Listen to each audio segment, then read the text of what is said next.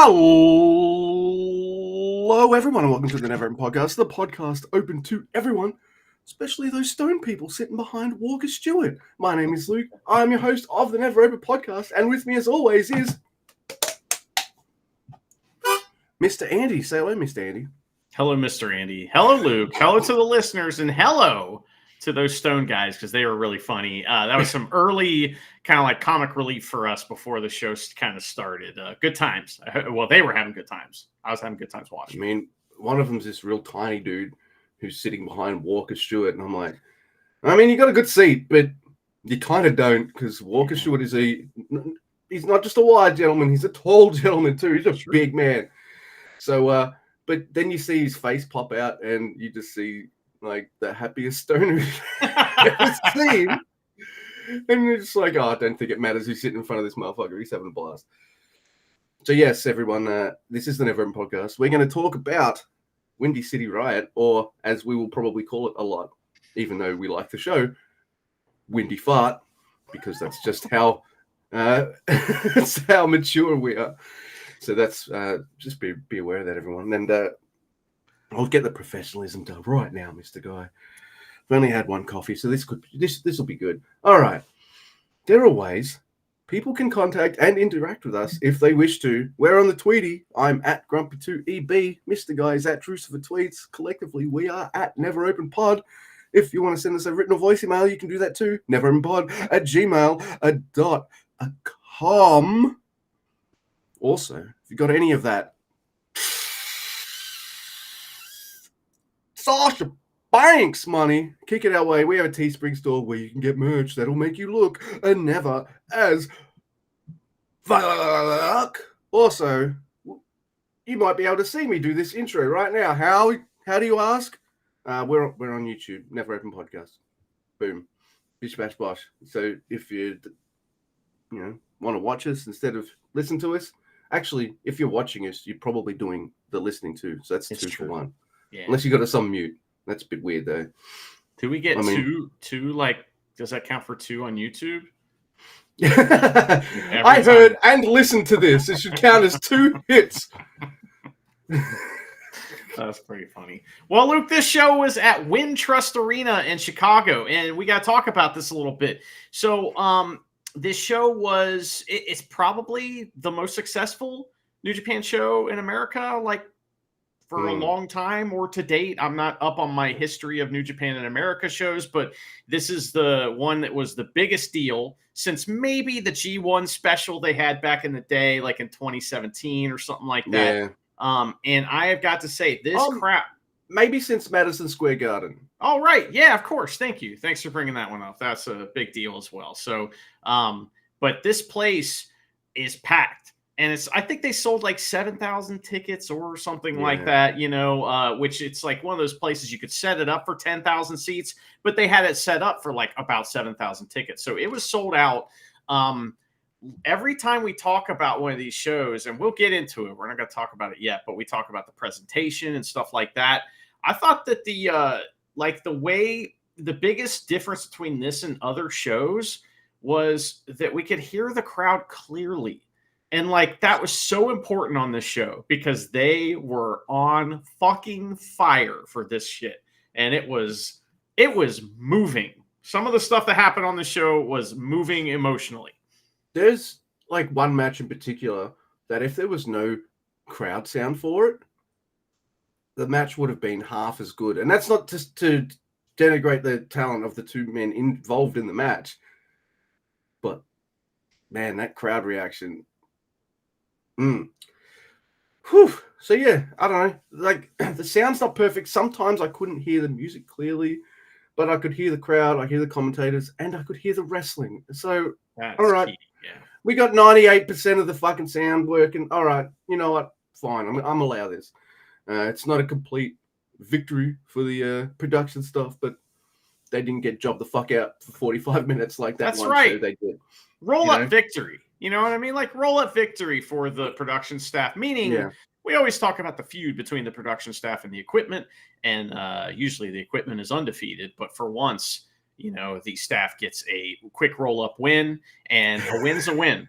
You know, That's so right. another thing I do want to mention is that the commentary wasn't too loud. In fact, it was a little quiet. It could have been louder, but I was fine with the volume it was, because as good as it might have been, I didn't listen to it very much. You know what I mean? I was kind of listening to the crowd and watching what was going on in the ring. But You know, we'll talk about all that, I'm sure. what's usually weird is if you want English commentary for these shows, usually we're here to tell you, like, we watch the show, but in Japanese. So if you want anything on the commentary, we got nothing. Well, this show was different. So did they not run it through Fight? Is this actually a New Japan show? Because normal English commentary, boom, is on the Japanese feed. So we didn't have to. Well, I don't think you and I would have cared too much anyway, but it was nice to log on to the New Japan website and be like, oh, look, the normal stuff that we're offered for the normal monthly shows we get for our subscription. Oh, they're offering it for this pay-per-view too. That's fucking nice, isn't it? I mean, consistency in the presentation of wrestling is so important. And that's something that's been a big problem with the strong shows, is they've been inconsistent with the production, and sometimes it's been really bad. So it just kind of depends.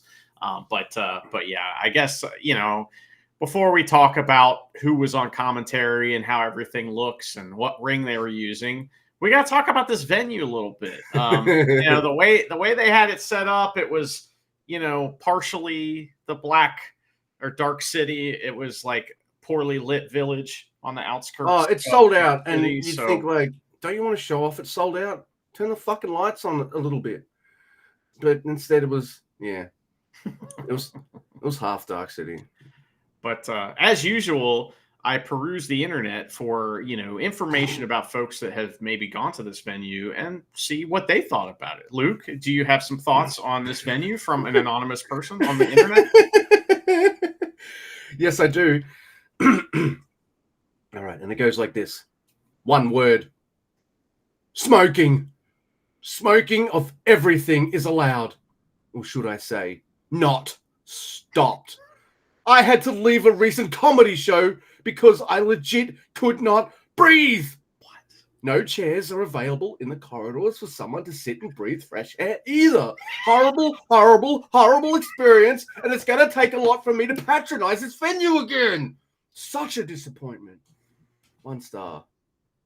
Luke, you go out, there's smoke in your face. Someone's blowing. Someone is hitting you right in the face with a shotty, right in the face with a blunt. And you want to go in the hallway to chill for a second, but there isn't even a place to sit down. No. Come on. Also, Andy, 1 word. Smoking. Then about 300 other words. Man, that person was very upset. And it is going to take a lot. I wonder what is a lot for them. What's it going to take to get them back to this venue? See, in Japan, they have those like willful people that work there that will piss people off. Here, no, they're just fucking busy blazing off along with the patrons and just blowing smoke into non-smokers' faces. Like, they're chill. They're tranquilo. I wonder if this guy or this person decided to rat out these smokers and the security didn't care. They were like, fuck you, rat. That would have been good because fuck you, knock. It's my smoke break now. That's right. So, what are you, fuck? Well, Luke, I also have some thoughts of someone who went to this venue, yes. And I'm not sure if they had a good time or not. Let's find out. Dangerous stadium. Poor lighting and rails, likely not up to code. And slippery / poorly designed stairs led to a fall that tore a tendon. The arena just passed the buck and blamed the company putting on the event, leaving me to cover my own medical bills. Be aware, if you have any sort of accident here due to their negligence, they will not do the right thing. It's shameful. 1 star. Fuck, that's really got to suck too, because that would never be a fucking arena review in Australia.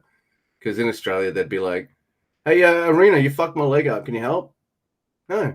All right, fine. I'm just going to go to the doctors for fucking free then. Sorry. Well, I guarantee you the arena asked them a question like, did you consume any alcohol at this event? And they were like, well, Maybe, but it was in the hallway and there were no chairs, or something like that. So that was ridiculous. Oh my goodness. I'm sorry. I'm just sending my lovely wife Charity a message to please make me a coffee. But cool. Right. Man, I just want to say that's one of my favorite gimmicks on this show. And thank you. Luke, one of my favorite gimmicks is when wrestling shows start on time. What I don't like is when I don't fucking know what time it is. There's literally one poster that they advertised all week that said, this show starts at 7 o'clock. Be there. I'm like, fucking A. I get off work at 6:30. I fly in a spaceship home. I get stuck at like a store that I need to stop by. It takes forever. I'm like, oh my God, I'm going to be fucking late. I'm stressing the fuck out. I get down, sit down, and it says 7:30. And I'm like, wait a second. Then I look online and it says 8 o'clock. I was going into the show kind of poopy over that. I'm going to just admit it right now. I think this might be the first major American show, though, that I didn't tune in the day before to watch. Because we're in the future here in Australia, everyone. So, a lot of shows, I'm just like, well, I'm here. Is everyone? Oh, fucking. Yeah, well, that is user error. The thing I'm worried about is that they kept switching it up on me, man. I didn't like that. I think my theory is one of them is like, hey, the doors open at this time, pre-show opens at this time, and the show opens at this time. Should we put some of this in English? No, get the message out. Hurry up. So maybe that's just put all the times out that it could possibly start, and then eventually. It did start, but before we talk about that, let's talk about the ring. So they did bring the little 16-foot ring, or maybe it's 18 feet, but they did have the smaller ring, which I just cannot get my head around. I just can't. It doesn't make any sense that New Japan just doesn't have a fucking 20x20 ring with the extra apron in America. Just have one here. Rent a fucking warehouse down the street from me. They're like, the first month's free. Just saying. You know what I mean? And how do they not have that? Because they basically are using this small ring. I don't know. Hey, LA Dojo. How do you not have a fucking ring there? They do. No. You know what I mean? Like the storage area. Isn't that like your New Japan area? Like in LA? Like, come on. Yeah, no, I'm with you. Like, have spares. Can you imagine AEW or WWE going to another country that they don't usually tour at, or they semi-regular tour at, and rather than their normal presentation, it's like it's Roman and Cody in a baby ring. Like, let's go. They go to Saudi Arabia and they use the prince's ring instead of it probably had cables. And instead of carrying a fucking garbage bin full of plunder, it's a fucking wood chipper. It's ridiculous. Well, full of water torture implements. Luke, we had Walker Texas Stewart, Chris Charlton, and Veda Scott on commentary, and I was like hearing Veda Scott. She's great. Her and Walker Texas Stewart have done a bunch of shows together, so they're really good. Chris was there; he did fine. There were some screw ups at times. They would go to like a on camera, and poor Walker would get all flustered and be like, "Well, listen," and just like spit out a bunch of like. I don't know, this match commentary diarrhea upcoming soon. Yeah, just like fucking word salad or whatever. And but he did a good job, and he was clearly a nervous wreck. But because this crowd was huge, and at certain points during this show, it was so loud, commentary just laid out because you couldn't hear him anyway. That's awesome. So yeah, it's man. But before that, we have a strong survivor match. I don't know what the fuck that means. It is Matt Vandergriff versus Zane J. The pre-show stomper. Matt Vandergriff. He's the best at pre-show matches. And this did start at 7:30, 7:31, Yeah, that's true. Probably ended about 7:33 as well. I'm not criticizing the match. It just wasn't long. That's all. Matt Vandergriff, as soon as I'm watching him. I've watched him before, but for some reason this time it clicks in my brain. I'm like, oh my God, this guy looks like Chase Owens. Kind of, yeah. He's got the same kind of hair, similar beard. But the pants and boots setup's the same. Like, look at it. All he needed was a fucking Crown Jewel Bullet Club shirt, and you guys would have been everyone would have been like, "What the fuck?" Anyway, Mr.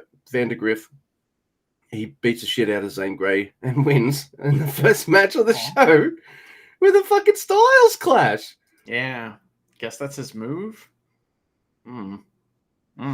He's obviously joining Bullet Club and he's going to come out with Gabe Kidd later on in the show. Oh, jeez. Yeah. I thought it was fine. I thought they did fine. I don't know why we're doing a fucking Tope Con Hero over the ring post in the opening match, though. I don't know why we're doing that. Take it easy, boys. On the pre-show, for real. But I get it. They're trying to get over, Oh, yeah. But Zane J had a tremendous look. But he was just there to job to the fucking pre-show stopper. So, he did okay. And it was like his 18th match or something like that. And I was like, wow, okay. He did good for his 18th match. Oh, yeah. Yeah. Mm-hmm. Yeah. So, next, Luke, we had a women's tag match. And this was interesting. This is on the pre-show as well. Veda Scott keeps calling it a kickoff. And I just am not happy about that. But anyway, it's Alex Windsor and Trish Adora versus Mina Shirakawa and Viva Vaughn.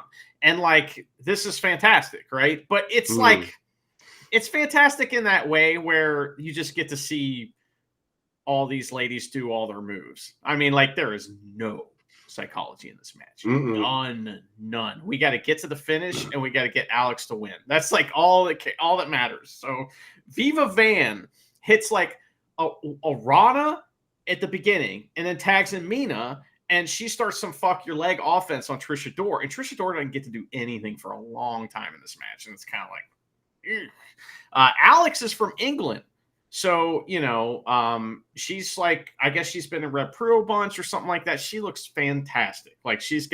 She looks polished, very good wrestler in this match. So she tags in and kind of dominates Mina for a bit. It's hard to tell who is the heel or face in this match because everybody's kind of like a cocky bitch.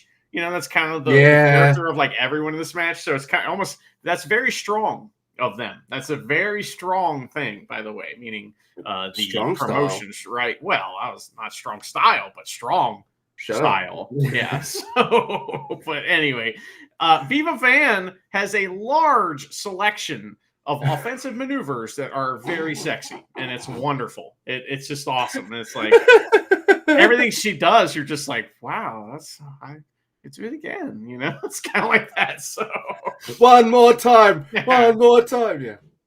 They try to do the everybody in the pool spot, but it's just ladies doing moves. That's all it is.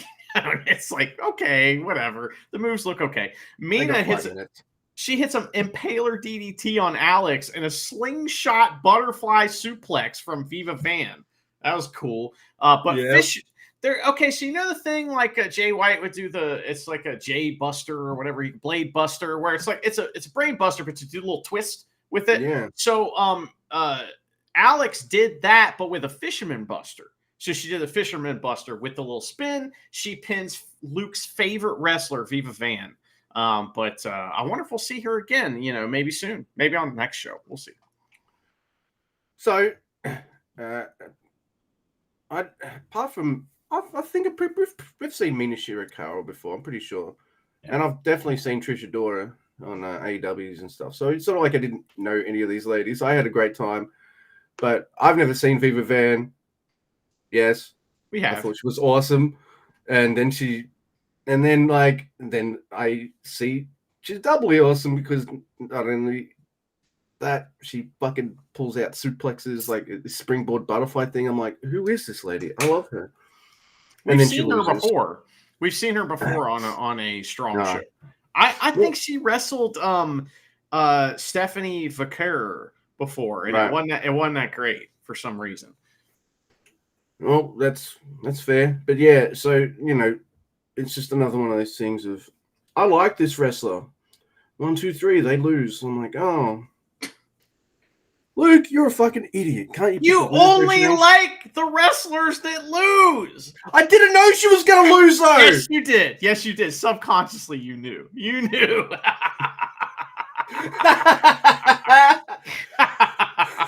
See, Luke, you have the mind of a booker, and so deep down, whether you want it or not, you know what's going to happen. So yeah. All right. So I know the main show is next. Before that, I did watch the press conference. Ooh. And there's only 3 like interviews on it. So it starts off with like Gabe Kidd and Eddie. And they're pretty much just like, I'm gonna fuck you up. No, I'm gonna fuck you up. And What? then they get into a fight. No, not that. Yeah, it's Shocking. and then Ishii cuts a long promo, but the translation isn't that long, so it still fits of Ishii not saying that much. So like it was pretty cool. But Ishii's just like, all right, you're here in Japan, I'm gonna beat you up. And Nick Nemeth just gives this really long, impassioned promo of like how he's on like a second lease of life, it's the happiest he's ever been, and all this kind of stuff. He does look pretty happy. Yeah. But and then he says, hey, I know I won a title on my first match, but I'm here. I'm not fucking around. I know how dangerous Ishii is, and I'm coming for him. So I'm not defending the title, but I'll be here to wrestle. Yeah, that's right. Why couldn't they just make it a title match? Why not? Yeah, if Ishii was losing anyway, you might as well make it a fucking... It doesn't make sense. No, it's fucking stupid. And then you've got Naito and Moxley. You know, Moxley's like, I'm gonna become the champion, and it's my time, and I'm gonna beat the shit out of you, Naito. And Naito's just like, tranquilo, whatever, bro. It's fine. So that was your press conference. Wow. There you go. Tremendous coverage of the press conference. Sounds riveting. You know. Yeah, and I also watched it like after the show because I told you I would watch it, and I'm not a liar, so I did watch it. Well, thank you for coming through. You know how boring these are when you've already fucking seen the show? I mean, I don't know what to say about that. Oh, all right. So let's go with the first match of the show, and it is Ren Narita versus Minoru Suzuki. I only have one note about this whole match, and it's at the very start. But by the way, someone in the crowd has a House of Borcha sign. Fuck that guy. Kind of funny. Now, my one note is something you mentioned when this started, and it was, all right, as soon as the Kazinina Ray part comes out, Ren should just start beating him up. And that doesn't happen. You get the Kazinina Ray, and then Suzuki goes and beats him up. I'm going to flip that. But apart from that, who gives a shit? Anyway, Suzuki beats up Ren on the outside to cheers. By the way, this is another one of those House of Torture matches where the member of House of Torture will do something like defend themselves or punch back. Fucking boo! Might as well have punched him in the dick, and all this, like, the crowd acting like fucking Ren Narita is doing like double back fist ninja spin kicks to the nuts every time or something. Like, they would hate the karate chop to the dick. Man. Oh, they would hate that. Dick contact. Yeah. So it's one of those. But as soon as Suzuki takes over and just starts beating the shit out of Ren Narita, the crowd, like, I know most people watching wrestling doesn't like a one-sided match. You want it back and forth. No, not this time. No, they're quite happy for the entire match just to see Suzuki beat the shit out of Ren Narita. Just beat him up. Like, I don't even care if there was a referee in the ring or anything. They just want to see Suzuki kill this motherfucker. And Suzuki kicks his fucking ass. Not only that, credit to Ren, by the way. He gets a busted nose, and he's got this like line of blood that's from here to here, like across his like cheekbone, right? Almost from his nose. Doesn't touch it. Doesn't put a hand up to his nose to wipe it away or anything like that. He's just like, yeah, I'm like, this guy knows what's up when you're bleeding. Camera's like 1 foot from him. Yeah. He's like, don't wipe that shit off. Oh, yeah. That's feeding. right. he's in a chokehold, but he's like, dude, get this bit. Yeah. That chokehold was awesome because the referee goes to do the hand drop thing, right? Which is a babyface thing. And he does it to Ren Narita, hand drops the first time. Second time it drops again. Third time, Ren Narita holds his hand up. Boo! The crowd boos him for that. That is so fucking funny. I love that. Successful pro wrestling there. He's trying to make the match. He's trying to make this like a fun wrestling match, and that doesn't end too soon. Fuck you, Ren Narita. Oh my god! And the crowd even cheers when Suzuki's not like taking the hold off and leaves it on late until a 4 count. Oh my goodness! But what does Ren do? Hey, he's in the House of Torture. Grabs the ref, distraction, low blow to Suzuki, push up, bro, double cross, and Ren wins, which is exactly how it should be since Suzuki's not in the company and Ren is. Like, this is what it needed to be. And you got to see Suzuki kick his ass for like 10 minutes. So what more do you want? It's a good win for Ren Narita. Really good win. Beating Minoru Suzuki is big time. And the fact that Minoru Suzuki is so over in America, I mean, that pissed the fucking crowd off, And let's say somebody came to the show and they never seen Ren Narita before. They know Murder Grandpa. They chant for him, right? But they've never seen Ren. They get exactly who he is right here, and it's great. Oh yeah, I love it. Oh yeah, and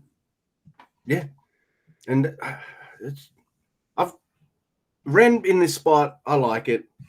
I mean, we were commenting before he even went to House of Torture. Like, all this guy does is just take moves and bump. Like, where's his offense and stuff like that? And now you put him in a heel thing where all you want to do is see him get his ass kicked, and most of what he has to do is bump anyway, and it fucking works. Sure. Yeah, he's a great heel. That was a good opener. Crowd was on fire, and then we get a match the crowd's not sure about, right? I'll get sure. It's the Strong Women's Title match. It's Stephanie Vaquer versus AZM or AZM or however they want me to say it. I'm going to call her AZM because that's what it says in my notes here. So, fucking Chumpy Jr. is reffing this match, and I am just beside myself. Just like, how is it every time there's a women's match, he's reffing it? You know what I mean? Something weird. And he's also like this, awooga, awooga, awooga, awooga. So there is a really dope opening to this match where Stephanie does all these super cool escapes, and it's incredible. AZM gets the speed going. She's like the high speed champion, or was like 2-3 times, whatever it is, right? And she hits a bunch of quick offense. Stephanie is like, well, I can go fast too. And so she does, and it's rules.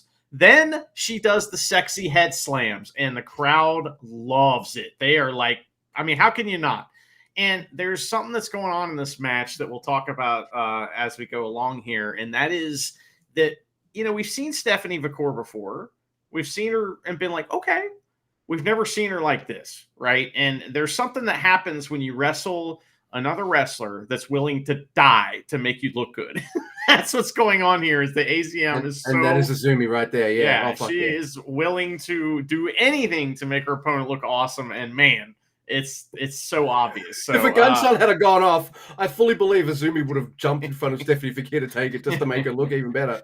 So it's funny though. Like towards the beginning, Azumi, she starts to go into supercell mode already. And it's like it's 30 or 40 minutes into the match. She could barely stand. And they have a little rough spot, but Stephanie hits the scariest looking dragon screw leg whip I've ever seen. Now listen, what is good wrestling to me? One of my favorite parts of wrestling is when a simple move is hit in a different way, or in a way that is just sold so well that the crowd just cannot help but cheer it. And that's what happened here. Azumi's she put her in the corner and kind of did Shatter's Dream style, but left one leg out, boom, and it just made the coolest noise, and the crowd was like, holy fuck. AZM bumped like a fucking maniac for that too. I just wrote to you straight away. Oh fuck, that was awesome. Yeah, I really enjoyed that. So that was really scary. And Azumi, she hits a double stomp to the floor. She uses pins of all kinds and all kinds of arm bars and shit. And the crowd is eating this up. Even when they're doing slow, holds and shit. The crowd's loving it, and me too, man. I'm into this. So there is an insane drop kick to Azumi, but she's right back up for a roundhouse. And these ladies, I mean, we're laying it in, brother. You know what I mean? They are laying it in, and like Azumi's doing the thing where she's going to run straight at your drop kick and just basically let it hit her in the head, and that's what's going to cause her to bump. And that's, I mean, that's just textbook amazing bumping. That's some fearless shit. Because I'd be one of those wrestlers who puts his hand up onto his face or something, you know. Whereas like Azumi's just like, I'm just gonna run full ball into your fucking foot, and that drop kick. I'm not sure both feet caught her in the face. One did, or maybe one on the shoulder, but they both kind of hit 1-2 kind of flush in both areas. I was like, oh fuck. There's a huge suplex from Stephanie for a double down, like a side suplex, and then strikes and headbutts. They do the bouye spot, and Stephanie asks for slaps, right? But she uses that to like grab AZM, like, and put her into a chokehold. We get a rope break there. Then there's a suplex for Stephanie, and this is like your snap suplex that you love so much. That was like, you know, it was like she was suplexing a cat.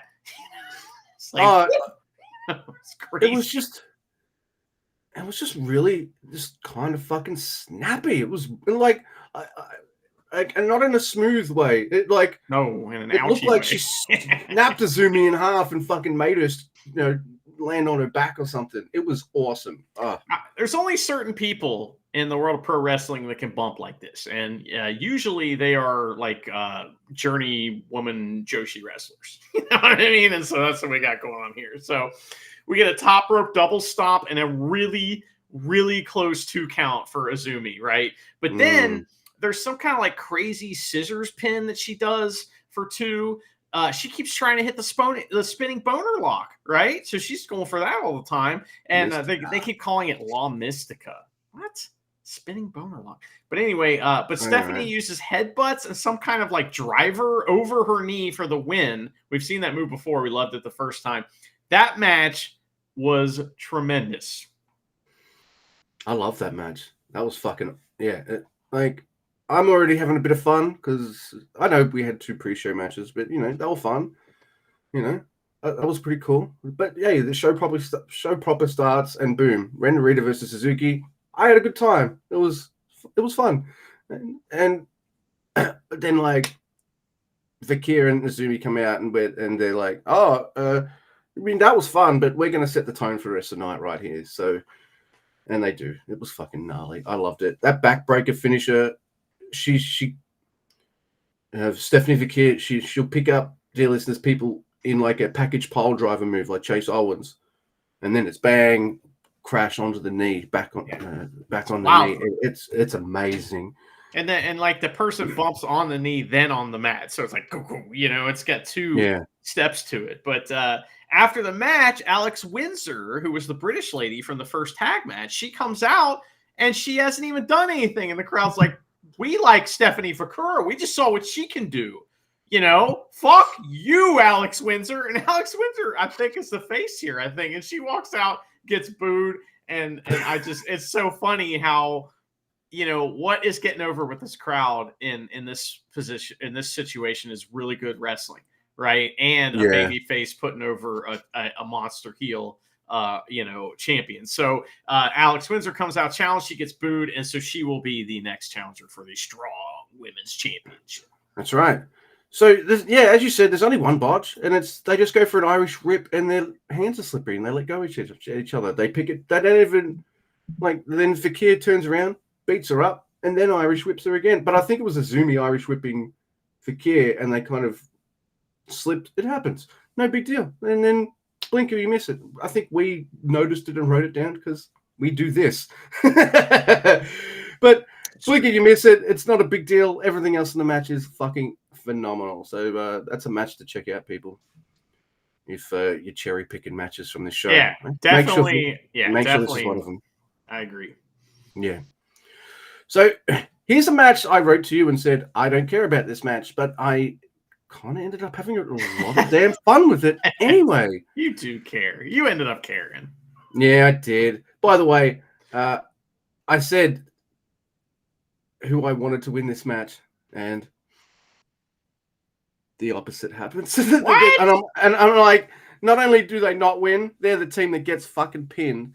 So, Yeah, but dear listeners, can you guess the team that Luke chose to win this match? And they dropped the fuck out. All right, we have Gorillas of Destiny, which is now El Phantasmo and Hikuleo. We have Filthy Fred, which is Filthy Tom Lawler. I'm going to call him Filthy Fred, fuck it. And Fred Rosser. okay. We have the West Coast Wrecking Crew. Oh my God, they got booked. And they look awesome. It is Jor-El Nelson and Royce Isaacs. I mean, Royce is going to hook me up with some fucking awesome suplex fun. I know it. He does. And we got TMDK, Mikey Nichols, and he's back. Shane Hastor. That's right. Now, this is the 4-way strong tag championship match as well. So, yes, yes, it is. So, you know, I don't know why you do this. I guess you're a face champ. Faces are dumb. So, dumb faces would be like, we can take everybody on. Let's go. Whereas, like, El Phantasmo a couple of years ago would have been like, I'm not doing that. Fuck you. No, I haven't kicked enough trees for that. No, exactly. You're right. Oh my goodness. So there's a lot of kind of things happening, and some of it I don't really care about, but they kind of flipped it for me in a way that I was like, all right. So what the story here is like, right, West Coast Wrecking Crew, their mentor / leader or whatever was Filthy Tom Lawler. And, well, he's tagging with fucking Fred Rosser now. And those three guys spent years trying to beat the shit out of Fred Rosser, you know? Yeah. Like, well, remember when the last time they wrestled, they got mad at Tom Lawler for doing face shit. And they were like, what the fuck are you doing? And so he turned face by pissing off his heel buddies. Which is funny. So yeah. And it's pretty much how they turned El Phantasmo as well, isn't it? Like, that's true. Hey, crowd, let's do back rakes. And David Finley's like, no. Boo. Yeah. So there's that going on, and that'll feed into part of the story later on in the match. So it's like, keep your fucking brain focused on those two. All right. Filthy Fred do something that I actually kind of like. When they do tag team offense onto their opponents, they don't do like the normal tag team offense. Instead, they do moves on each other, like they hate each other, but make sure they land onto their opponent or something like that. I'm like, all right, I can get behind a bit of that. I'm like, all right, I'm not gonna start suddenly saying like you're my favorite wrestlers of all time, but I like that. That's pretty cool. And I think my favorite spots in this match was maybe just ELP in the ring with the West Coast Wrecking Crew and him just bumping like a fucking crazy person for these guys who I feel bad for because they should have been in Stank League. I don't know why I care so much. But they're hitting moves on him that they can't hit on anybody else. Oh, no. You know what I mean? Like, nobody else is going to be able to take some of the shit that they're doing. Half the time, I reckon, like, ELP's like, yeah, you can hit me with these moves, but, just be careful. I'm going to bump like this. And they're like, really? You can do that? Yeah, I'll make you look like a fucking trillionaire. Like, come on, man. Yeah, so he does, and I appreciate that because I guess them not being in Stank League kind of made me go, hey, why aren't they there? Oh, I like them now. God, I'm in. Yeah, they turned face on Twitter because they didn't get booked in fucking Stank League. That's a sad state of affairs, by the way. Yeah. There's this like awesome 4-man lariat flippy thing that Hikuleo does, which is fucking really cool. And he actually hits a double goozle in this match. I'm like, oh, okay. That's pretty cool. Look, and then I'm getting excited because, all right, ELP's getting beat up. He's really good at getting beat up so bad you think he's going to lose. Like, he's really good at it. And I'm like, all right, it's the strong belts. So we're on strong. Maybe. No, they're not going to do it. Maybe. And then 1, 2. Yes, West Coast Wrecking Crew. And then filthy fucking Tom Lawler stops the pin. He makes sure the match continues, thus making sure his buddies don't become the tag champions. And which is amazing to me because at the end of this match, like West Coast Wrecking Crew beat the shit out of Filthy Fred, and I'm like, why are they getting booed? I'm with them. Your mentor stopped you from winning your dream titles. You know what I mean? And yeah, but maybe that's just my brain. Like I've got heel brain, so you know, one of those sickos that goes for traders almost all the time when I watch traders, except for Sam. Fuck that guy. So yes, it doesn't happen. We don't get the West Coast Wrecking Crew. I should have known better, but oh well. But what we do get is, hey, look, it's Shane Haste. I think TMDK. They beat the shit out of West Coast Wrecking Crew. So not only do I not get the team I wanted to winning, they lose.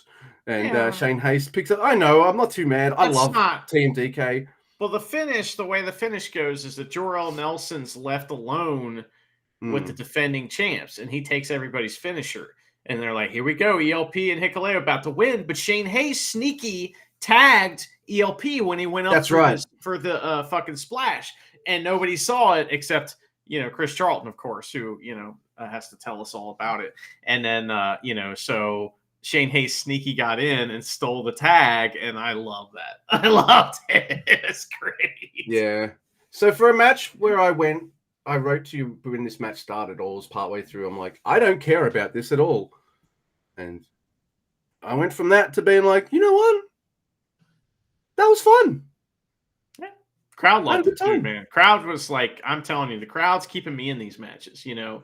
And like after the match, West Coast Wrecking Crew were like, well, fuck that shit. And so they're like, we're going to get our money's worth. And they just beat the shit out of Team Filthy.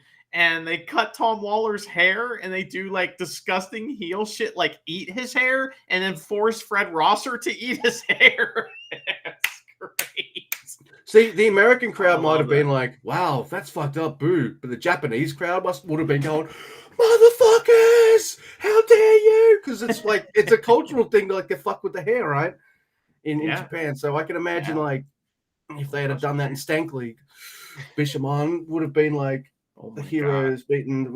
See, you're gonna cut off Godo's like, you know, middle-aged mother haircut? I mean, oof. You know, I think he drives a fucking soccer mum vehicle too, mind you. So do I. I got a Honda Odyssey, I think. I get it, but yeah. If you walk up to Godo and say, hey, do you have a snack I could have? He has like cut up orange slices, you know, he's got maybe some apples and then some high C for you, you know, so maybe Sunny D or something like that. So, okay, that was very good. Okay, what we got to talk about next is not just, it's like, it's a phenomenon what happens next, all right? Because we have Jack Perry versus Shota Umino. And when Jack Perry comes out, all right, there's all kinds of CM Punk chants. He has nuclear heat. I mean, like, this might be hasn't even walked out yet. Most heat we've ever seen on a New Japan show that wasn't in Japan. I mean, this guy is, everyone hates him because it's in Chicago and he's leaning into it. He has a Riot squad with him to protect him from the crowd. And it's like, maybe a little bit of a shoot. You know what I mean? Like maybe he might need a little protecting. So what's so great, his music's going, you can't even hear it because the crowd's just drowning it out. These Riot guys line up and it's amazing. He has a CM Punk flag and he holds it up and it gets booed and then turns around and on the back of his jacket it says, "Cry me a river." And the crowd's like, oh my God, it is outstanding. All right. Now that entrance was maybe one of the best parts of the whole show, just because this is when commentary cannot say anything because you can't hear them anyway. And they're just like, at some point they're like trying to get some shit in, but you can't because you can't even hear them and they can't believe what's going on. So we are like, the commentary not saying anything is selling how loud and insane this is. So that was really good commentary just laying out. So Shota Umino comes in, right? And he looks like $1 million. And every time I see him, it's like even more, this guy looks every day even more like a top guy. And I'm talking like maybe one of the best top guys that New Japan will ever have. And I'm starting to get in that category with Shota Umino. because so Jack Perry is a competent wrestler, all right, as a heel. I don't know that he's very good. I don't know that he's great. Okay. That's just my opinion. I feel like that what's going on here is a perfect marriage of tremendous booking, awesome timing, all right, with a really good worked shoot angle, all right, and a guy who's competent with one of the best young wrestlers in the world. That's what's going on, right? Is so you've got Shota Umino carrying this guy to a match, elevating his match to something that's going to be a little better. We have the perfect storm of CM Punk fans that, and all the shit that's going on backstage with all this stuff that they've turned into a really good work shoot angle here in Japan, in New Japan, I mean. Yes, and, yeah. And so it's this perfect storm of what we got. It's a perfect riot, you might say. And I thought the entrances alone made this match just seem like, well, if they don't even do anything, we're good. And that's kind of what they do to start the match, is they don't do much at all.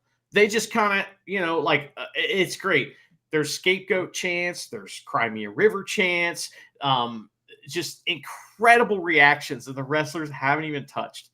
So Jack, they get into a lockup, and Jack respects the rope break. And Shota is like, huh? And even asks the ref, like, what's going on here? So they get in another lockup. But this time, Shota pushes him into the ropes.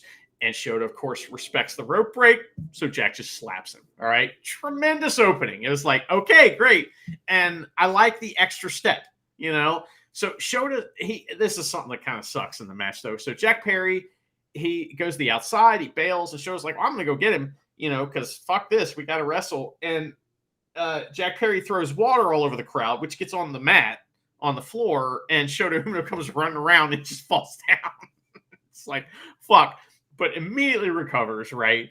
It was just kind of sucks that happened to a guy who looks so, graceful. But to anyone else, they would look like they had egg on their face. Like, right. Yoshihashi would fall and land. Maybe he wouldn't break his nose this time, but he'd fall over and then look like an idiot. And then he'd be like, what am I supposed to do again? Whereas Shota Umino just gets back up and it's just like, yeah, I'm kicking ass. Let's go. He's there to take a little bit of heat from Jack Perry, which is good. So that's what happens. Then Shota turns it around and hits his apron DDT. He hits a suplex for 2. There's a ref distraction, sneaky low blow from Jack Perry, nuclear heat. Poorly executed DDT to the floor. That is probably the worst move of this whole match. But and Shota, he hits weak strikes at this point, like they're doing the Bouye spot. But he ends up firing up after Jack slaps him or spits on him. I couldn't tell. Right in his fucking face. Okay, I looked away for a second and I was like, well, something happened, because the crowd was like, ah! So big drop kick, and Shota he's starting to get on fire. He hits the ignition. He turns the key for 2. Reversals are exchanged, and Perry hits an unprettier for 2. Ah! That's the guy whose heel faction he was in that says likes his dad or mom or something. But anyway, so he hits his knee shiver, which is like his finisher for 2. Doesn't win in the match. And he's like, it was a good moment because he didn't go, well, he kicked out. How did that happen? He got frustrated and was like, fuck, God damn it. I put everything behind that move and it didn't win. So then what's he do? He thinks about it. He's mad at the crowd. He's mad at Shota Umino. He's mad at CM Punk. He hits the high knee in the corner. Oh! He does the go to sleep hand gesture. Oh! He goes for it. But no, DDT from Shota Umino. He does the GTS thing himself real quick. And then Blaze Blade, Death Rider. Shota Umino wins. The match was good. The overall experience of everything that went on with it was truly great and something I've not seen too often in New Japan. Jack Perry's been, in Japan for 2 months? He's already become a better wrestler. He just has. So I'd be more than happy if they kept him for a little while. Just keep him there for a while. I like him. He's getting better. And I didn't think he was bad to begin with. So I'm into it. I'm really into it. There's some awesome funny stuff, like the crowd's saying Punk choked you out. No, he didn't. Yes, he did. No, he didn't. So what does fucking Jack do? He puts a front face lock on fucking Shooter, and the fucking crowd starts laughing, cheering. Like, there's a sign in the crowd that said Jack Perry did nothing wrong, and I'm like, yeah, that's pretty much true. And I feel like partway through this match, there's that sentiment there of like, hey, Punk's our homeboy, we got to boo the shit out of you. Mm-hmm. But we kind of know the deal, and that you're kind of getting shafted here. So look, we're gonna boo you, but you're all right. So I don't know. I feel like there's a bit of that. Oh my god! And you're right. For the first half of the match, the two men barely have to touch each other or do long sequences of moves or exchanges. Instead, they just have to do one or two things, hold it, and then just milk. Boom. And that's what they do. It's like Al Bundy walking in Married with Children, right? He walks in, he doesn't just say his line. The crowd's fucking too busy going, woo, woo, woo, woo, woo. Gotta fucking wait for him to shut the fuck up. And so why go to the next move where they're still cheering for putting Jack Perry in a fucking chokehold? Why would you move on from that? They're still booing Jack from this move. Yeah. Oh, it's fucking well done. So, like, other wrestlers might just be like, hey, let's go to the next stuff and all that kind of stuff. No, milk your crowd. Oh, it was fantastic. I do have a problem with the match, Luke, that happens after the match. I got two problems here. One is that, so Jack Perry just gets up from the Death Rider and stands there and waits for the crowd to be quiet so that he can give Shota Umino a hug after the match. Okay, don't hug Shota Umino. Hug backstage. That's stupid. And don't no-sell the Death Rider like you're fucking Lance Archer no-selling the High Fly Flow.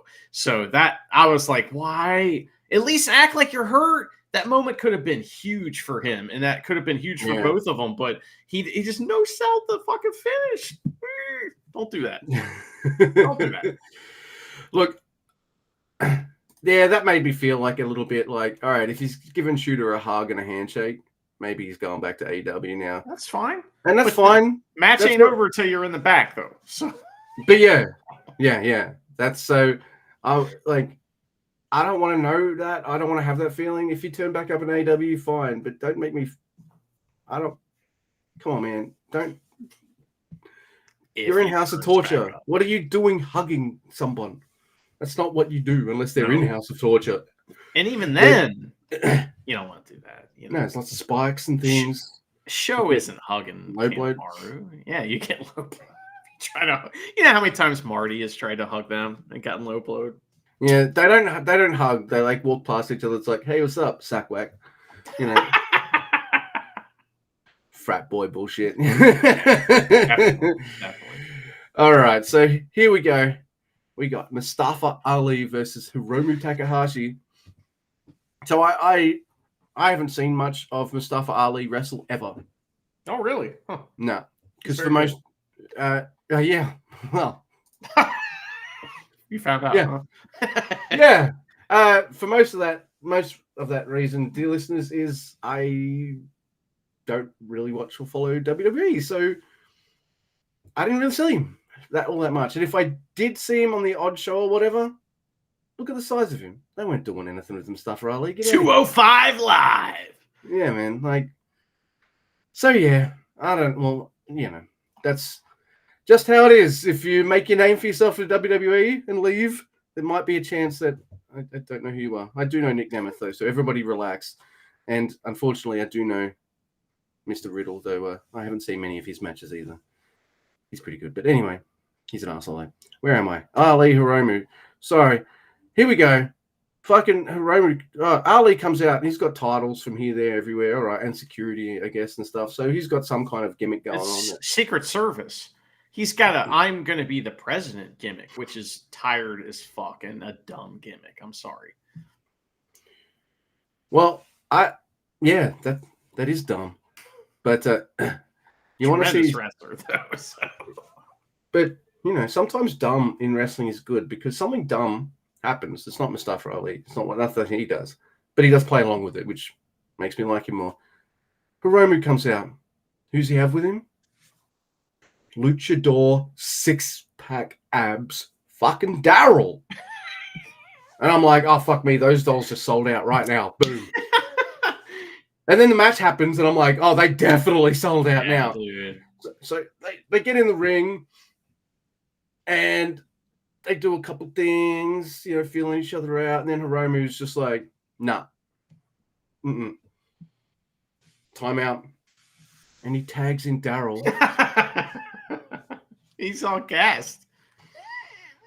And the crowd's into it. Everyone's into it. And Mustafa Ali's like, what? You want me to wrestle the... All right. And just when he's about to, Hiromu comes in and hits him. I'm like, and he's like, what? There's only... He's like 1 and 1 out. And Hiromu's like... Wah, wah. Yeah. See, that's the thing, everyone. They're all adorable and fun. But they're also gigantic rudo assholes. Everyone in the lounge, never forget it too. Oh my god! But the reason like he tags in Daryl is because I think he got chopped or something like that, and he's like, "Oh my god!" And he's saying this in English. "Oh my god! So much pain! So much pain! Oh my god!" And yeah, and it.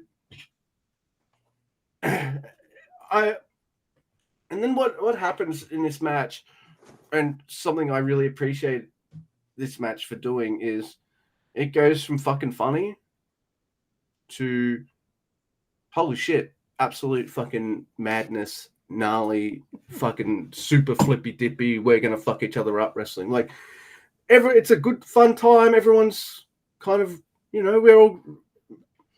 It was the right way to start a match after you just saw the mega heat stuff. Like, Mustafa and Hiromu are going to tear it up, right? But people might be a little bit like, wow, did you see that? Oh my god, it feeds into this whole CM Punk, all this kind of stuff. Oh my god, it was awesome.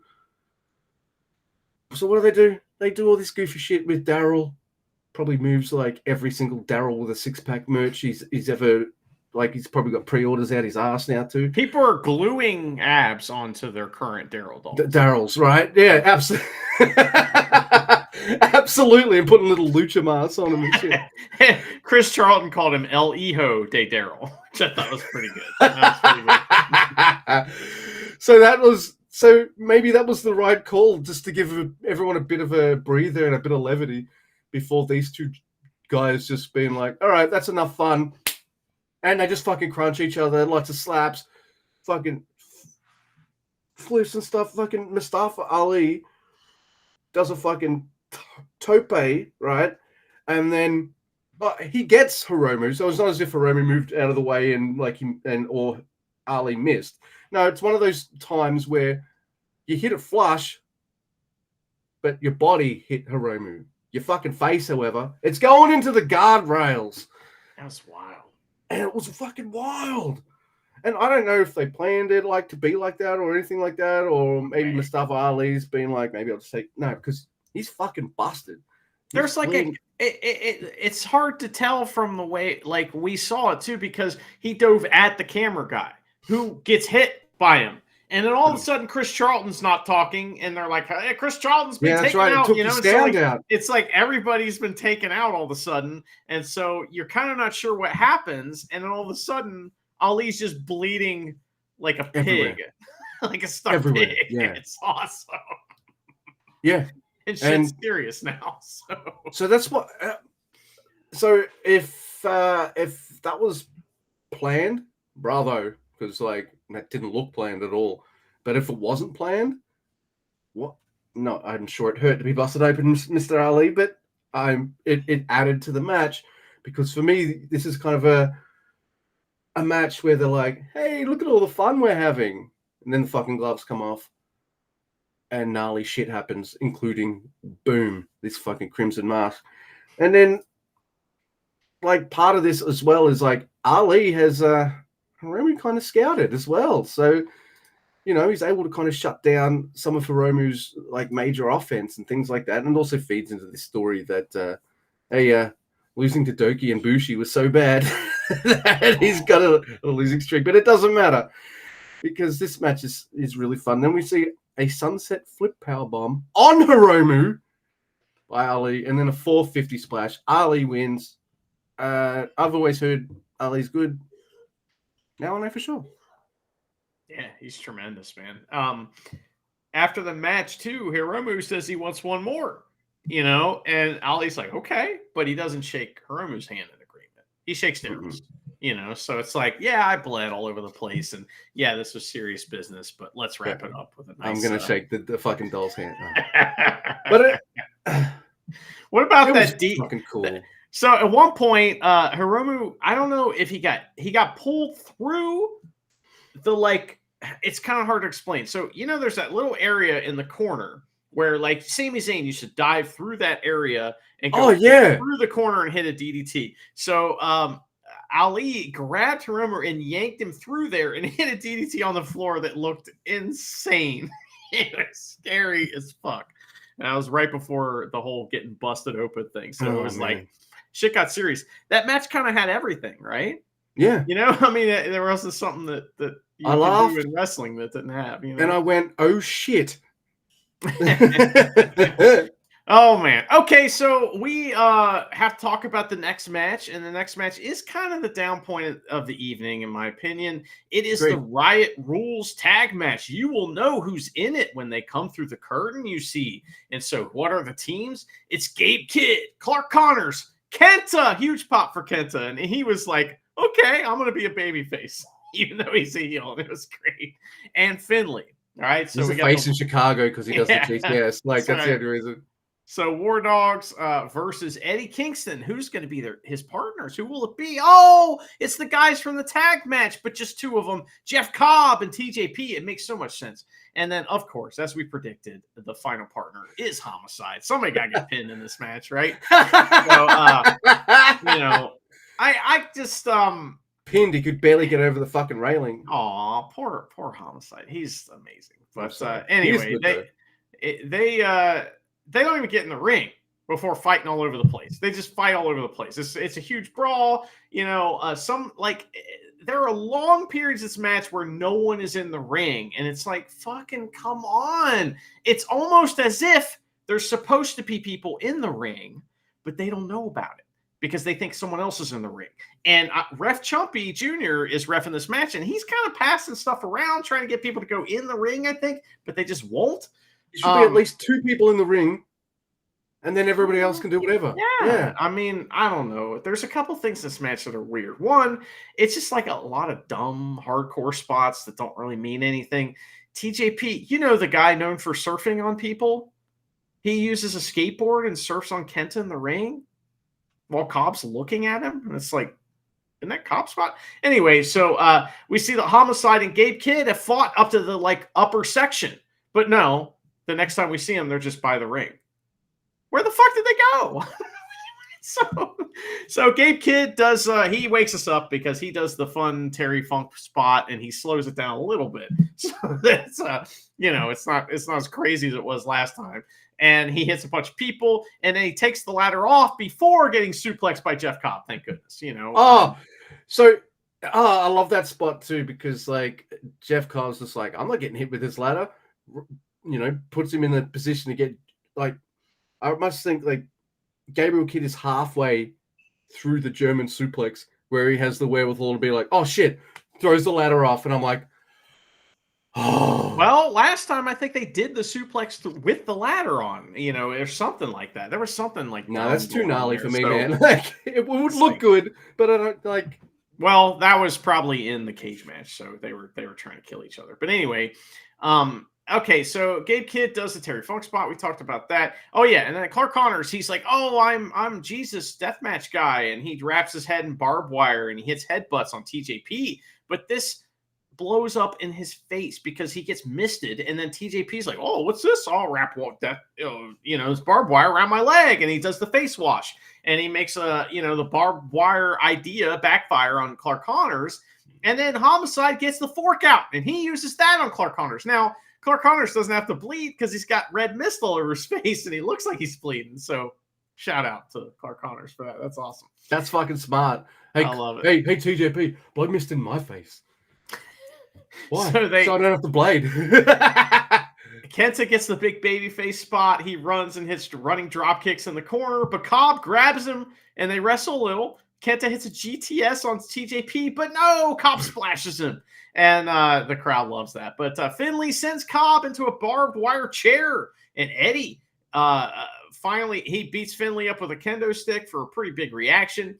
The crowd loves this. I do not, but the crowd loves it. He and Kid are finally one-on-one. All right, we finally are getting to the two guys that are the leaders, of either side. We get a big chop battle. Eddie suplexes Kid through the table that was set up way at the beginning by United Empire. Then War Dogs all attack Eddie. They use a chain on him, and Homicide saves him. But Cop Killer, but no, Gabe Kidd reverses that into a very real-looking choke. By the way, pile driver. Kid pins Homicide. He gets the win. Everybody fights after the match, and Eddie says, May 11th, no ropes. It's no last man standing. We're not going to stand, or we're not going to have the ropes, and we don't even need any of this stuff. And he wants Gabe Kidd, and he cusses a bunch, and everybody fights again. You mentioned this yesterday as we were watching this match, and you're like, why does, like, you were saying that, like, every American pay-per-view show has a match like this on it.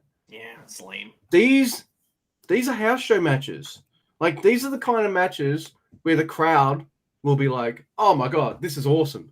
But the people watching are like, put some pricks in the ring. What's happening? You're following the wrong duo at the wrong times. Shit like that, It's fine. Like, I'm sure if people like this match, awesome. I like where it leads at the end with I want to see last man standing Gabe Kidd versus Eddie Kingston. I want to see what that looks like. Yes, please. But this was a match that happened between two really good matches. And yeah. Why don't you let me talk about this next one, and then that'll leave you with Ishii and Nick Nemeth, because you like that one a lot. So, because you didn't like this match or something, but this I like this match. Tremendous. It's a good match. So, I just don't like Matt Riddle. Yeah, that's fair. Not his in-ring, though. Like, I want to make that clear. Like, this guy can go. The next match is the IWGP TV title match. It's Matt Riddle versus Zack Sabre Jr. And everyone, you were poopy on this match quite a bit, but it turns out awesome, and it was very good. Yeah. These two lock up at the beginning. There's 15 minutes on the clock, right? And we did realize something as we were watching this. They've never put a clock on the screen for these matches. They should. They do it for the fucking eel eating contest. They can't do it for this shit. Come on, man. So it would be cooler if they did that. But anyway, these guys do all kinds of wild rolling holds and all these pins and rolling hold pins and shit. It's nuts. And they both like dodge a big PK early. So Riddle is getting booed a lot in this match. And the crowd feels the same way that you do. And they don't give a fuck about anything he does. In fact, they'd much rather he do nothing.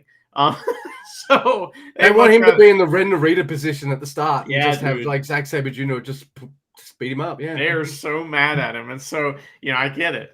But Riddle, he hits gut wrench suplexes, and they're fantastic. The crowd's like, "Well, fuck that, boo!" So deadlift gut wrenches, then kind of flips himself over, and then does it. Yeah, it's.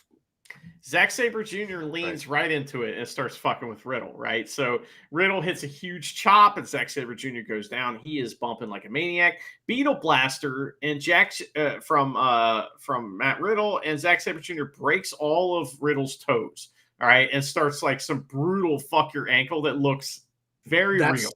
That's what I wanted when this match was happening. As soon as like Riddle comes out, I wrote to you, I want toe torture from Zack Sabre Jr. It's the only thing that would make sense for me. Like, well, you know what I mean. I thought, you're not wearing shoes? Zack Sabre Jr. manipulates joints and things? Do it. And he did it, and I kind of marked out for that. I was like, yes. That's a toe torture open for Death Clock last night here in Cincinnati. Just want to let you know. But anyway, so Zack Sabre Jr. wraps Riddle's legs up in various insane holds that just wow the crowd. I mean, like, they are just like, what is this? Tarantula from Riddle. He comes off the top with a knee, but Zack Sabre Jr. catches his leg and rolls through, and Riddle gets to the ropes after like an ankle lock. He is being outclassed here. Big time. And there's a couple matches on this show where the New Japan guy is just kind of like, you know what? yeah, I'm going to sell and I'm going to bump and stuff, but I'm going to make sure everybody knows I'm better than you. And that's kind of what happens in this match. It's really cool. So the only thing that he has is his strikes and his power, but the strikes aren't really working that much, so it's all about his, like, he can get power move every once in a while. For example, here he hits a tremendous bridging German suplex and the crowd's they don't like it. They boo when he hits a senton. And Zack Sabre Jr. gets into a triangle, but Riddle power bombs him and hits a knee for 2.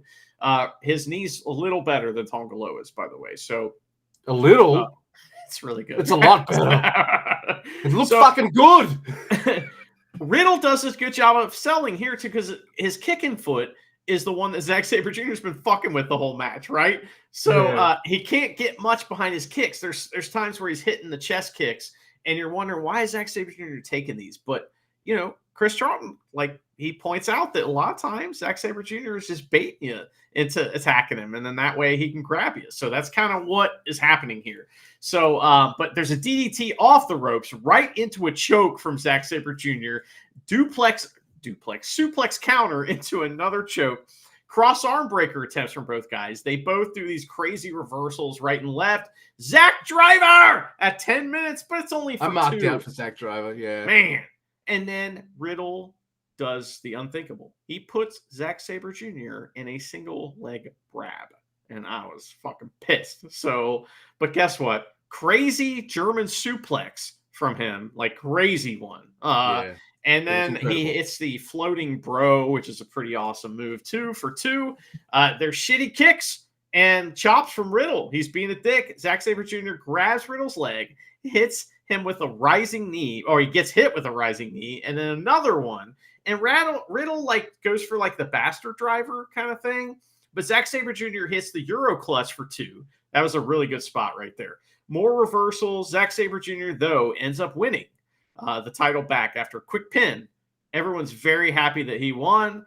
The match was tremendous, but like I said, Zack Sabre Jr. completely outclassed Riddle, and it wasn't. There was no point where I thought Riddle was going to win, and I like that. Yeah. See, I feel like me and a good portion of the crowd were like, fuck this guy.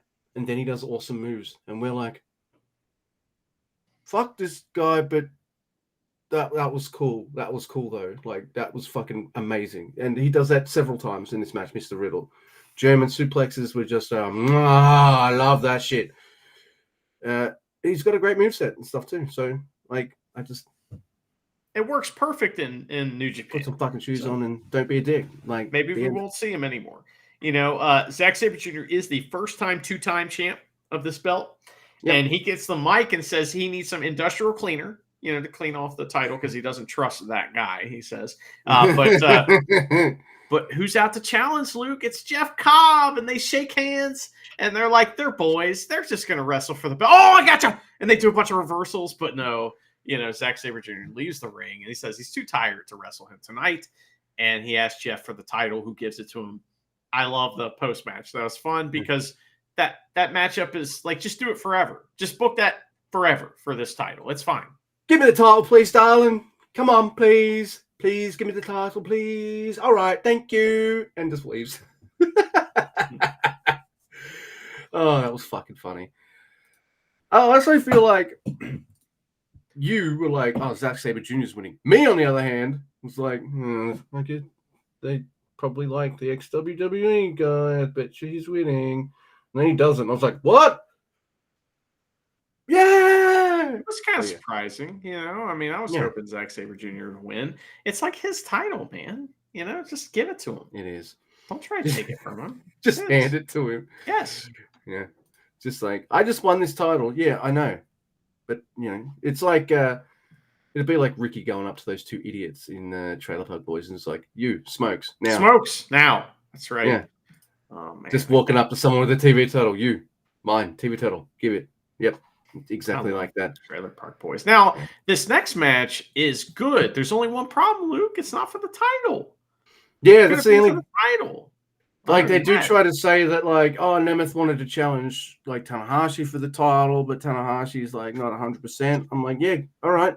So, You're beating Ishii anyway. Spoiler alert, everyone. Hey, So I've already spoiled it anyway. But if you're beating Ishii anyway, make this a title match. It gives you an extra defense and it makes you kind of look good with your stat. I don't know. Chris Sampson will have like an extra little stat nugget to put. John Schmanschma knows all the stats about Ishii. Schmanschma needs to know how many defenses and minutes someone held the title for. Anyway, so I was kind of greened out when I'm watching this match, by the way. So, like, I wasn't sure if like, I'm writing to you, I'm like, is this coming out the way I want it to, or I just sound like a fucking stoned idiot? But I hope it did, because, like, I'm going to read these notes, right? Well, I got you covered either way, because this was good. And, like, this is a match we've seen many times, but this time Dolph Ziggler's in it. It's wild, so for me, like, this entire match for me was, it's gonna sound weird, I don't know if it sounds weird or not, but it was more about watching two absolute bump machines bumping and selling more than it was for me to see the guy who actually did the brutal awesome move. And because they both got moves out the ass, they're fucking amazing, but I just want to see how these motherfuckers land. I want to see just how they take an enziguri or just anything. I don't know, man. If you're if you want to learn how to wrestle or you're a wrestle teacher and you want to teach bumping, put this on. Agreed.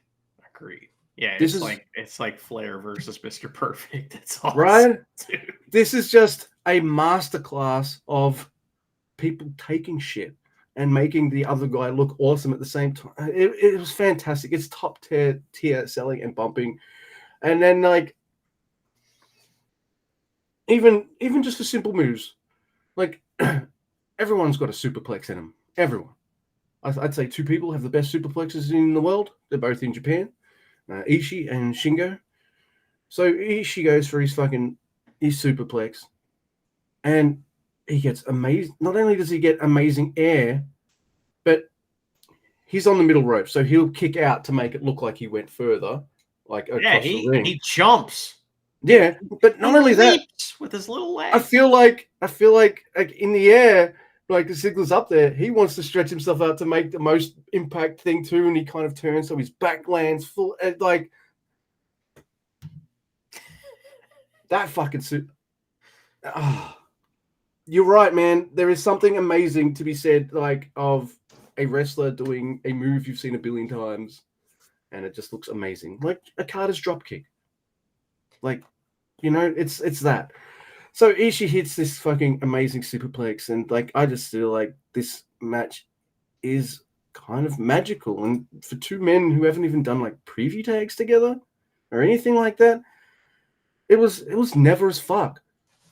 And I never saw Nick Nemeth as this kind of neverish guy. I mean, like I'm not saying he can't, it's not his style. I see more a bit of a super kick kind of Michael style rather than like maybe a bad motherfucker style. So that's what I'm trying to say. But he can hang with Ishii. This for me was the equivalent of seeing Ishii versus Moxley. I'm like, what's going on with this Moxley? Like, is he going to hang here or what? And then you see him in the G1 against Ishii, and you're just like, oh, strap in. This is going to be amazing. So if I was a little unsure or anything like that about Mr. Nick Nemeth, put him against Ishii, and oh man, it is just fucking this headbutts, amazing strikes. It is essentially the Ishii match, but it's kind of what I wanted from this, because I wanted to see an Ishii match. I wanted to see how Nick Nemeth would handle a Never style Ishii match, and it turns out he's fucking perfect for it. Just I loved this match, and like Ishii even does a fucking zigzag, which they call the danger zone now, which I kind of like, because he loves his hair metal, and it's like, all right, danger zone, all right, I get it, it's cool. So Ishii does that, and the crowd's like, whoa, that's really cool.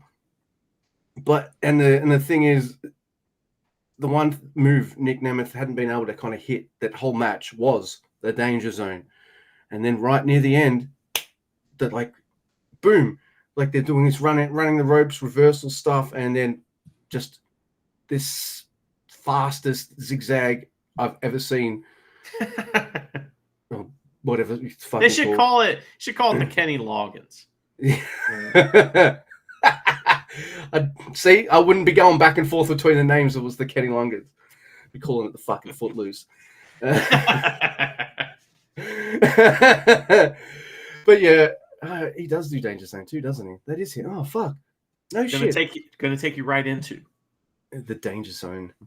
I just think of like that's how you get ants. It's Archer. You don't watch Archer? Oh, he'll often say something sexist. Look, do you want ants? That's how you get ants. I've seen the meme. It's a meme on the internet. So you know what I'm talking about. So yeah, so the sharp, snappy Danger Zone for the win. I knew Ishii was losing. I don't give a shit. I just Ishii's just one of those rare dudes where I'm like, I don't even care if he's jobbing or not. I just want to see him. You just want to see him in the main event of the New Japan everything. Cup. Yeah, that's right. Hey, it would have been better than Goto. I mean, and don't tell me it wouldn't have been. Goto exists. I know, but this match is amazing, and it also works because Ishii's more over in America. As soon as his music hits, they see this like, they see this like big grumpy looking motherfucker walk out, and the crowd's like, Ishii. He's got his like, he looks miserable. Ishii. That's fucking great. Everyone knows Nick Nemeth. I thought this was absolutely fucking wonderful. I knew it would be good, but I don't know. I thought it was better than I thought it would be, if that makes in a good way.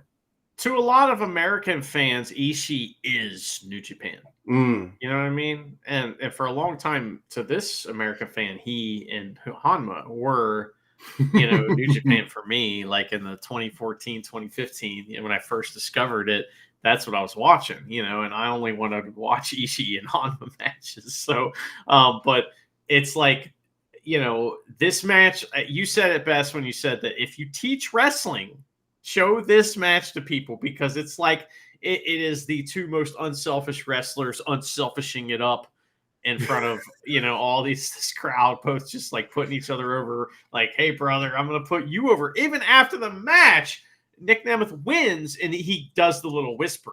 Sometimes when a guy puts another guy over, you see the whisper where after the match, he just puts his head right next to the guy. He's like, thank you. You know what I mean? Or thank you so much, brother. Whatever the fuck they say. And he did that after the match as well. So he appreciated it. I'd have been chuffed too. You just crushed it with Ishii and tore it up. So like, if you had any kind of, butterflies or whatever, hopefully they're gone. How many times has Dolph Ziggler put somebody over?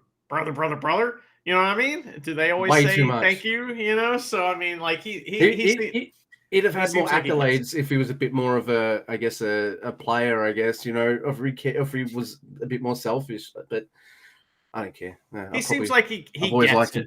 And in a lot of ways, I know this sounds weird, but it's very true. This is the same wrestler, right? Wrestling the same wrestler. This was like a mirror match. It really was. Spider-Man meme, like they're pointing at each other and shit. Well, I mean, and they did the mirror spot like Ishii match where it was big, long sections that then they would repeat, I can do it a different way, and so I just thought this was fantastic. If Chris Schmamschma did the stats for how long someone was in control for this match, it'd be close to 50-50, right? It'd be 50-50, exactly. Well, it'd be 51-49 because that final move. You know what I mean? That's what it is. Nick Nemeth got the 51%. Yeah. That was tremendous, and it was a struggle to get there too, because Ishii wanted to do 60-40, and so did Nick Nemeth. So it's like when two guys 40 for Ishii, 60 for Nick, and Nick wanted to do the same. Yeah. Two unselfish guys just tearing it up. Now this next match is weird. It's amazing, weird. But yeah, it's so good, but it's weird. It's the main event. It's IWGP Heavyweight Title match. It's Naito, the champion, who won at Wrestle Kingdom, versus Jon Moxley, who says in the preview video that this will be his only chance to get this title. It's too bad that's in a little tiny ring, So he beat Naito in the G1 back in 2019, and Naito wants his win back and defend the title in the United States, of course, right? So we get New Japan Moxley entrance, and the crowd's kind of like, "Whoa, what that? Who is that? What's this? What's this guitar? Oh, it's Moxley!" They don't know what to do until he appears, and then Naito comes out, and he takes absolutely fucking forever, and it's the best. Now, listen, I don't know. Not only does he take forever. I'm sorry, I just have to mention this because he does the extra stank that makes me laugh. That he only pulls out like sometimes, undoes his pants, does them back up. Yeah, undoes his pants. Well, he was trying to get Moxley to look at him. As soon as Moxley would look at him, he'd be like, "Oh, I'm taking him off." And then as soon as he looked away, he would put it back on. So that's great. But so this match, it starts with the normal, Naito avoiding, his opponent nonsense where he's like, "Oh, we're gonna lock up." Oh no, he walks past him. But the whole time he's like, "Listen, just calm down." He was telling the fans to calm down. Fans were trying to join LIJ. And on his way to the ring, and Naito's like, whoa, let's pump the brakes on that. Naito is like John McClane in Die Hard 2, where he's like kicking that dude, and he's like, "I've got enough friends." That's right. He makes fists with his toes, but he tells Moxley to calm down here, and Moxley flips him off. But Moxley respects the rope break, so Naito spits in his face and does he does his dive fake out tranquilo pose. Naito bails to the outside and avoids Moxley, so Moxley just goes out there too, and they fight. And Moxley throws Naito onto the timekeeper's table and then out into the crowd for some guardrail fun. And Naito he kind of relaxes in a chair after he kind of reverses some shit, and Moxley just fucks him up. Now listen, I don't know if you noticed this, but throughout this match, Naito was different. Something different about him in this match. And the way that I looked at it is that it was similar to Zack Sabre Jr. facing Riddle, where Zack Sabre Jr. is like, "I'm going to look the best in this match. We're going to make sure that happens." Right. And Naito is like, "Yeah, the result's going to be what it is, but I don't know if I'm going to sell everything." You know what I mean? And he even is smiling at parts in this match where it's supposed to be like, he's supposed to be dead, and he's smiling.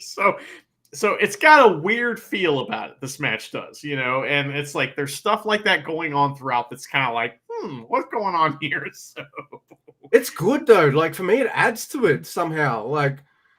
Naito's not taking him seriously, right? Yeah. So guess what happens? So Moxley stomps the shit out of him, right? And he starts fucking him up. He puts him in a figure 4, then a cloverleaf, then an STF. And Naito just he sits up. This is another weird thing that happens in this match, is that Moxley hits one of his terrible kicks. His kicks are so bad. They're worse than Tom Lawler's. And he hits, he's hitting these kicks, right? So Naito just kind of sits up, right? And he sits up again. And it's weird because then he catches one of them and it rakes Moxley's eyes, but then Moxley goes off the top, hits a flying nothing, and Seguri and Naito's kind of having fun here. This is serious, Naito. Maybe you should take this seriously, or you could lose. It is time, Luke. It is time to retire the combination Cabaron. At least, especially in the stank ring. The not New Japan type, ropes ring, because Naito goes for it and just cannot get over the ropes. So, they immediately pivot. He goes for elbows and grabs a hold. Brother. I did love that though. I mentioned this for all the wrestlers, but I barely even need to mention it here. They fucked up. Move. They're pros. Let's go. Yeah, it's not a problem. Don't redo the spot, Tongaloa. No, I'm getting this shit. They fight on the apron, and Moxley hits a DDT onto the apron, and Naito's like, "Oh, okay. So you want to be violent? Well, I can be violent." And this is when I noticed you have a neck, Mr. Moxley. Right. This is when it gets pretty violent. So Naito also, in that when he sells that DDT, he holds onto the rope so that he can flip and look like it lands on his head, but he's floating. It's so cool, man. That was one of the coolest things in the entire show, that little bump that he did. So Moxley taunts Naito and gets booed. Which I thought was funny. Everyone wants to be his friend. Moxley goes for a dive, and Naito just hits him with a chair out of nowhere. That's what you get, motherfucker. You start going after my head, I'm going to hit you with the chair. That part was hilarious and unexpected. It also buried the ref, but who cares?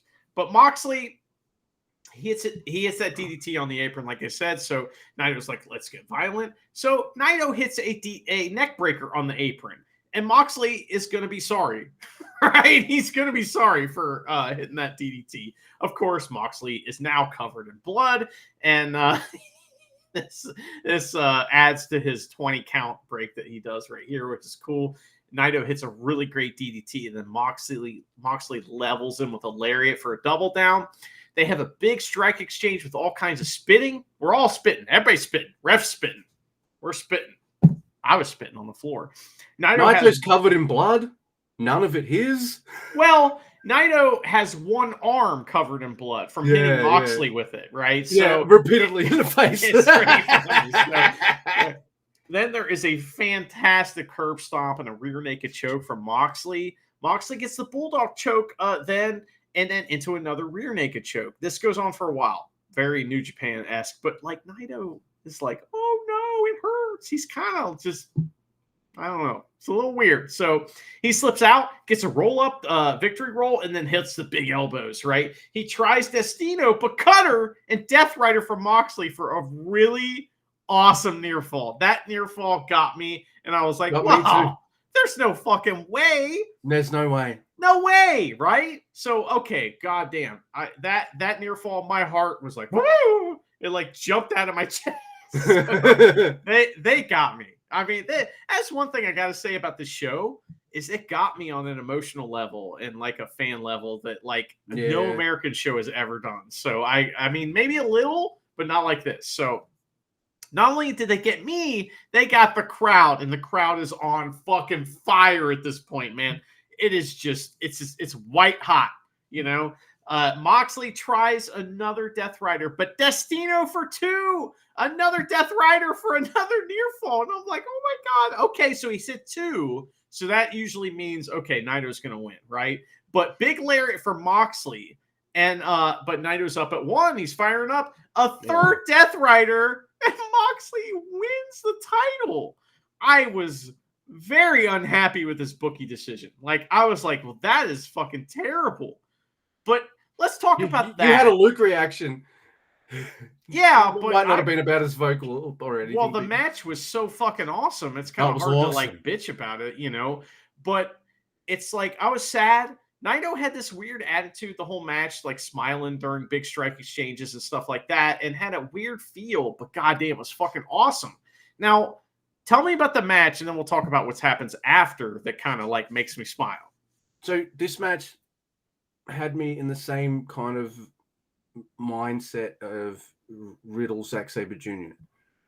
Like, meaning like, all right, I like Zack Sabre Jr., but you know, Riddle might get American eyes on your thing. Mind you, if the Chicago crowd's any indication, that's not the case. Well, you've been conditioned by New Japan now, right? That these guys are going to win, right? So, you know. So Zack Sabre Jr. wins. I'm like, fucking hell.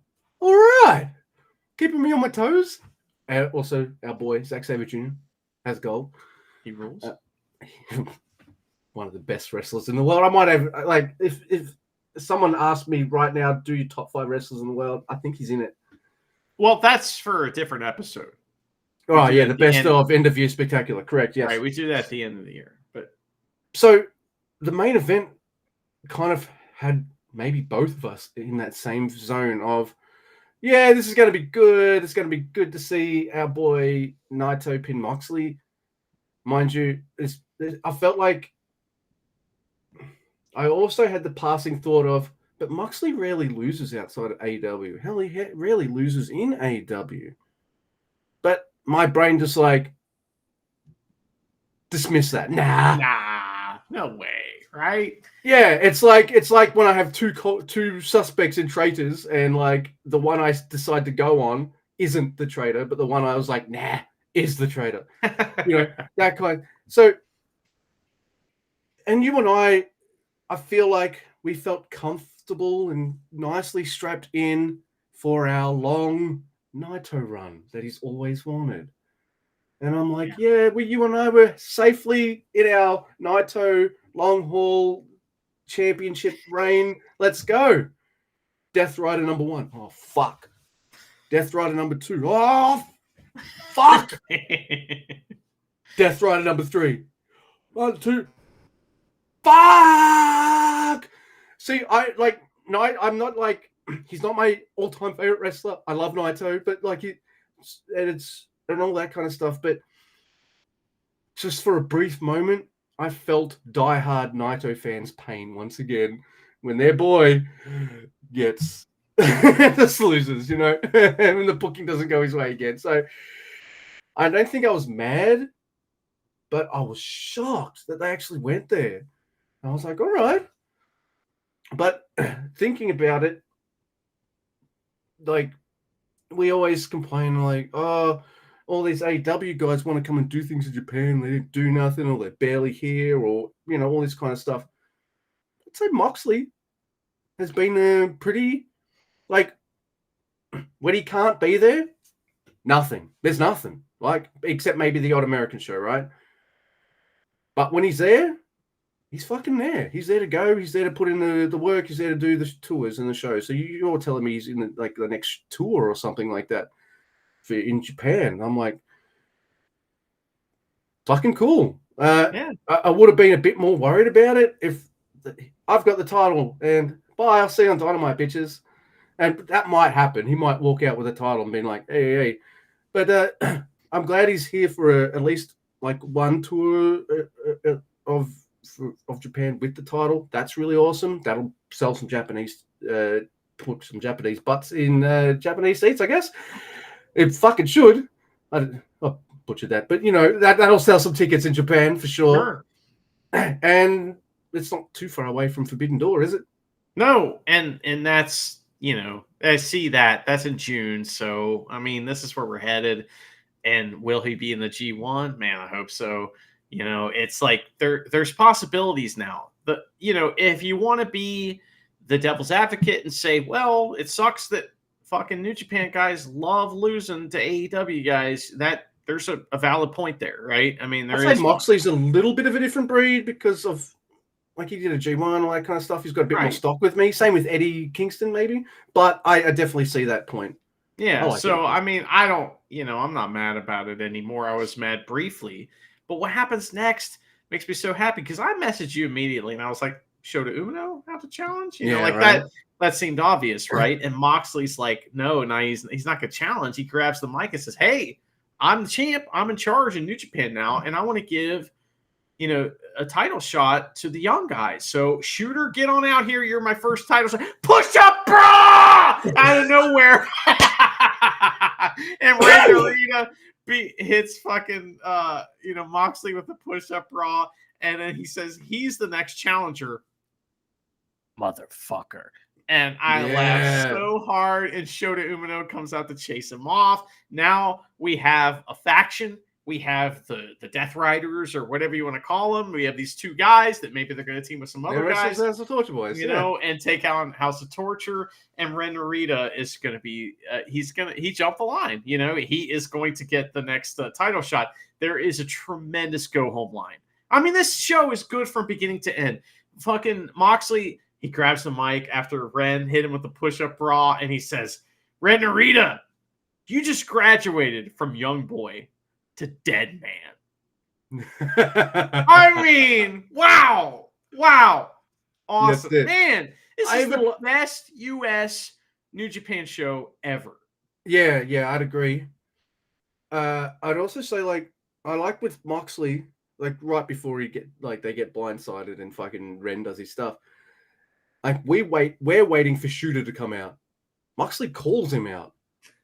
And he goes, hey, student, you've got your last lesson right here.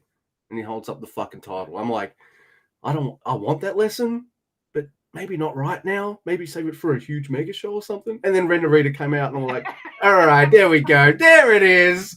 Give Moxley a defense or two before losing it. I like that.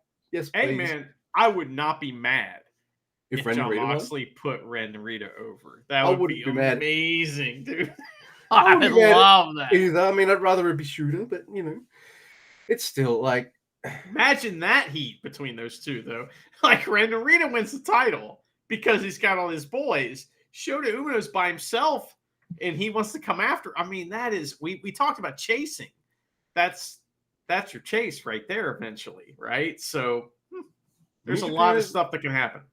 Like I was saying to you on the lead up to this show, like, what show do you reckon will be better? And I'm being like sort of tongue-in-cheek sarcastic. Sakura Genesis or Windy Fart? We did barely even call it Windy Fart all show. That's how much we've actually liked it. Because anytime we were talking to each other about it, it's like Windy Fart, Windy Fart. We barely got a whiff. Barely got a whiff. Now, my bias still says Sakura Genesis because I like Japanese shows in Japan, but to me, this show over-delivered. Like, and it had some really shocking finishes that I didn't expect, and apart from maybe that one house show match, but I liked the stipulation set up at the end of it because hopefully it'll just be Eddie and Kid this time, and none of this other bullshit. I can watch them. Let's do it. I want just them two. So apart from that one match, which I thought stunk a little bit, I liked all the matches, all of them. Even the 4-way tag, I was just like, at the start, I don't care about this. Towards the end, I'm like, fuck you, you screwed the West Coast Wrecking Crew. And I'm like, holy shit, I'm into this match. Oh, yeah. so awesome. Stephanie Vaquer is over now, right? So that is a big moment coming out of here. We got Alex Windsor challenging her. We got Ren Narita going over on Suzuki and getting the big title match shot. I mean, that's tremendous. There's a bunch of New Japan stuff that happened on this. The nuclear heat between Jack Perry and Shota Umino. Shota Umino is going to be more over in Japan because of that match. Like Japanese fans are smart, dude, and they're going to know, oh my God, that guy is like, see what he did with Jack Perry. And now you have Shota Umino as a tool to put guys over and look at what he can do.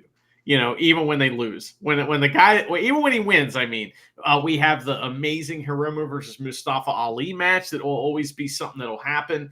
And maybe they'll face again at Desperados Invitational that we haven't talked about, you know? So the only thing that was kind of poopy was that Riot Rules TV match.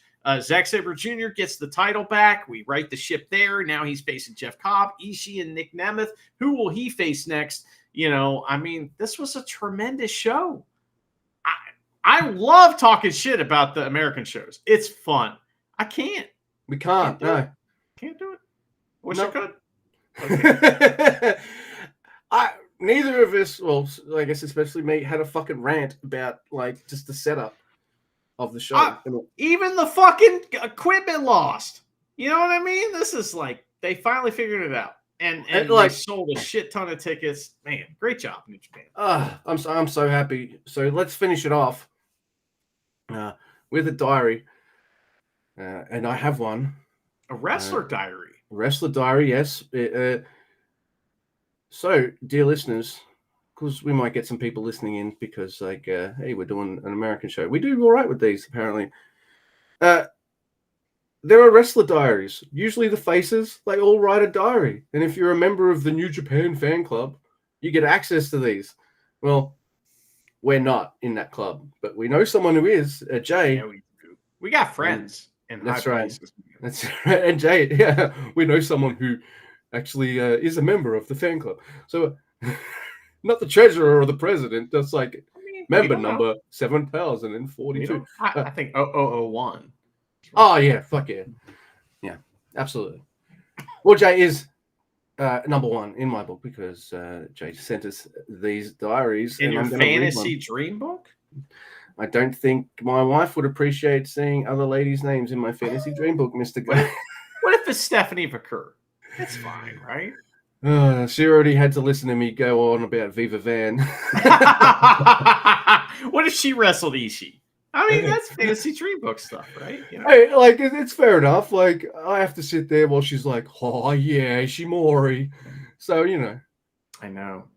You're like a foot taller than him, though. And I rarely get to do that because I watch wrestling with just men on it. It's all men. Right. I mean, I don't get to ogle anything. I was like, Charity was just like, ooh, is Shimori's out? You know who, out of all the new young guys who have come back, she's on the fucking Yoda Suji train. Like, really? Okay. Yeah. Suji, very charismatic, man. It's hard not to like him. I think my wife wants to get Gene blasted and she's not allowed to meet him. But anyway. It's my job. Anyway, shut up. It's episode 79. It's Road to the Diary Master. I miss this adorable man. It is Master Wato. This is Yay! A diary entry dated at April 3rd, 2024. So, hey, it's actually not too long ago. Last week. I'm Wato, and I'm looking for a Shiba Inu dog. Today is April 1st, April Fool's Day. Oh, he's just got the jokes. Yeah. Because, he's got the cat. How dare you? Just Master because I'm writing my diary on April Fool's Day doesn't mean my diary is all lies. Lol. It has been a month and a half since my leg surgery. I've had to wrap my leg with saran wrap when I took a bath, but finally, the wound seems to have closed up. Oh, fuck. I thought I needed to strengthen the muscles around my knee, so I found a heated swimming pool where I did a full hour of walking in the water. I walked from one end of the pool to the other end of the pool, going back and forth, hoping that the ligaments I had damaged would regrow quickly. Oh, my legs got tangled up and I almost drowned, but it was a really good workout, lol. He did a good job. Yes, you had to be saved by the lifeguard who was a teenager, but I saw a photo of him. I can't remember where I saw it, dude, but it's like a whole bunch of like fans or something, and there's Makabe right there. Honma's next to him. There might be another wrestler, maybe Tanahashi or someone over there. They're Wato fans? No, but Wato is there in the photo as well. But there's fans like, getting into the photo.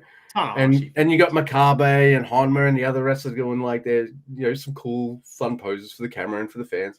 But you've got Wato on the side there, just looking like a total adorable mark. Like, oh my god, I'm in a photo with Makabe and Honma and all these fans. Oh my god, it's so cool. Did you know Makabe loves cheeseburgers?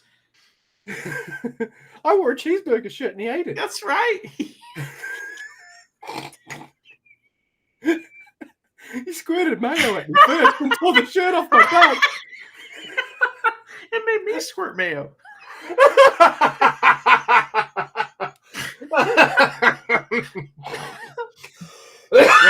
Hey, dear listeners, Wrestler Diaries rule. Just want to let you know. So, oh my god. Oh my god. On the 25th, I went for an x-ray to check my left leg. The doctor said it was getting better, but that I shouldn't ride my bike yet. Still, fuck! I'm glad to see that it's healing. I wonder if the walking through the water that I've been doing has been beneficial. But even if it's not, I'm still enjoying it. Aww, even though he fall down. Yeah. He's the only person I know who could think of that could the other guy would be Tom Galoa, who could be up to here in water and then trip over and fall into the water. When you just float and then get your legs together and land. But no, got to be saved too by the 13-year-old.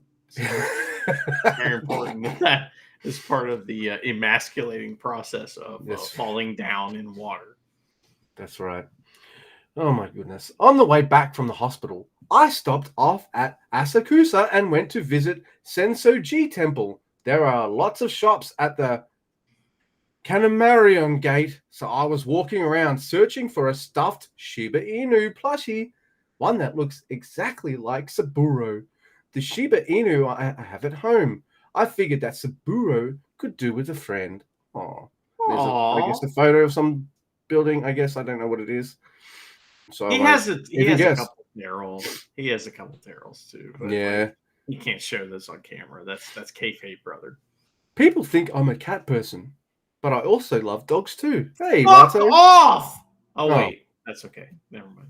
Hey, your host is a cat lover who currently has a dog. So I love both, and I was just channeling Master Gato.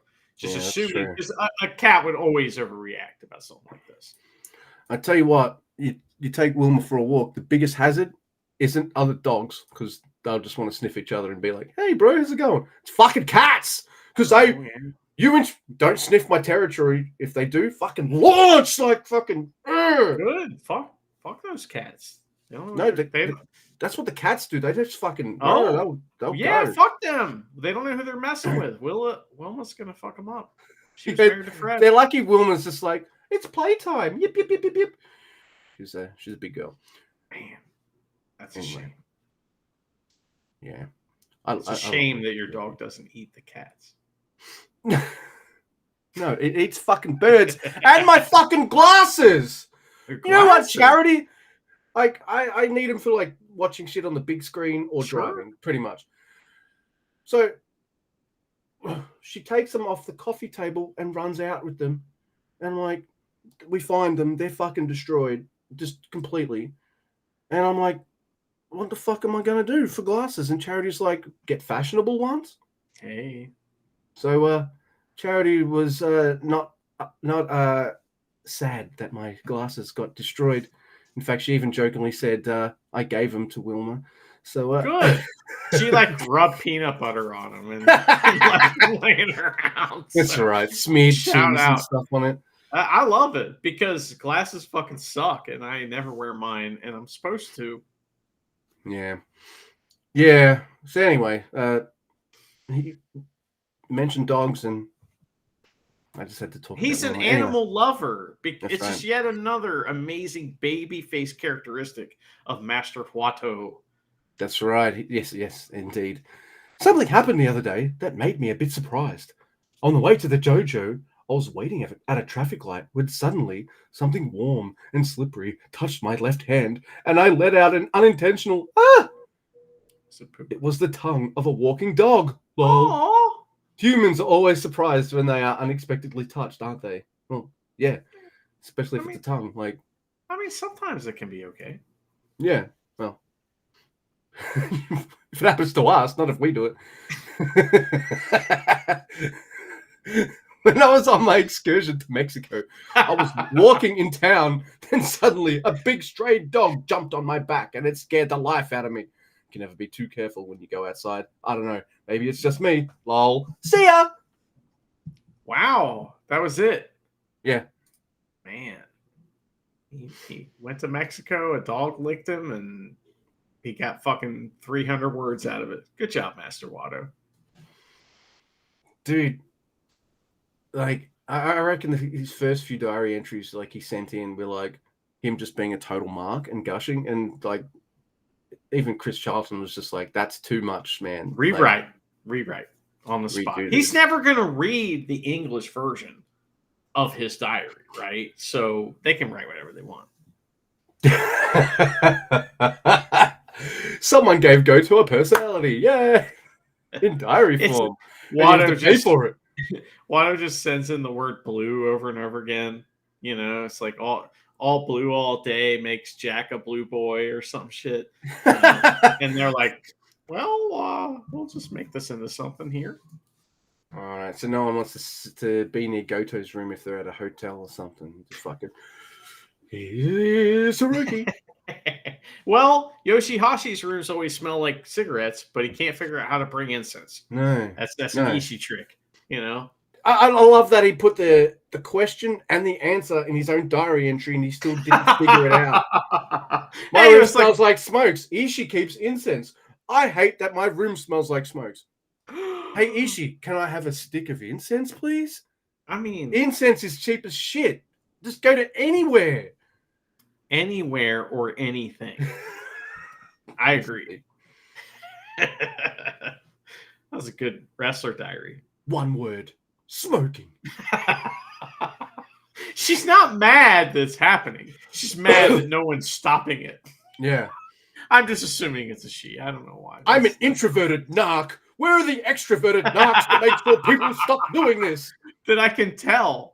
If you're an introverted narc, you gotta know an extroverted narc so you can tell them, because then they're gonna tell the cops, right? So That's right.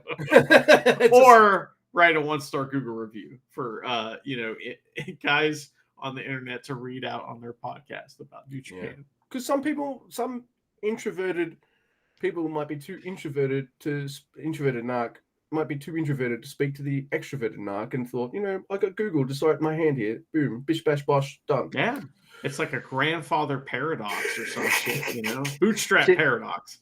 It's a chicken and egg, or it's an Ouroboros or something like that. That too. Yes, it's all of those things. All three of them, yeah. All three of those. By the way, is a snake's ass in its tail? So, like, why is he eating its ass? I don't know.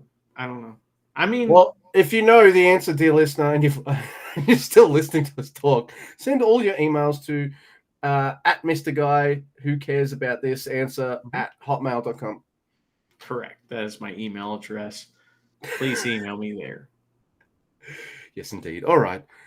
So, anyone, unless Mr. Guy, anyone?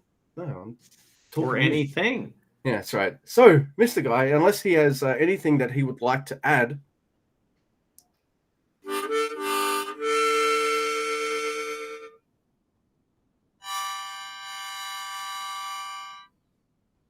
In Gato, we trust. Yeah!